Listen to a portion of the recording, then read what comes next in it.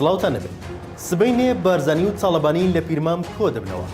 بەپی و زەنیاریانەی شارپرێز لە سەرچاوێکەوە دەستی کەوتووە بڕیارە سبەی باڵ تاڵەبانی سەرۆکی یەکێتی نیشتیمانی کوردستان سەردانی پیرمام کات و لەگەڵ مەسعود بارزانی سەرۆکی پارتی دیموکراتی کوردستان کۆبێتەوە باز لە هەوڵەکانی پێگەنانی حکوومەتی عێراق و پێکەوەی هێزە کوردیەکان بکەن بەپی و زەنیاریانەی دەست شارپرێز کەوتووە لە کۆبوونەوەکەدا بڕیارە گفتوگۆ لەبارەی ئامادەکاریەکان بۆ گەڕی نوێی گفتوگۆی پێکەنانی حکوومەتی نوێ عێراق و دەربازبوون لەو چەق بەستویە بکرێت کە چەند مانگێکە عێراقی تێکەوتووە پێشتر شارپرێز لە زاری سەرچاوێکی باڵای ئاگادارە و بڵاوی کردەوە کە لە هەفتەی ڕابردوودا شەندێکی باڵای ئێران هاتوونەتە هەرێمی کوردستان و لە پیرمان بارزانی و لە دەباشان تاڵەبانیان بینیوە و پەیامی ئەوەیان پێداون کە نابێت ببنە ڕێگر لە بەردەم هەنگاوەکانی دوای چلەی ئیمام حسێندا کە بڕیار وایە لە چەند ڕۆژی داهاتوودا دەست پێ بکەنەوە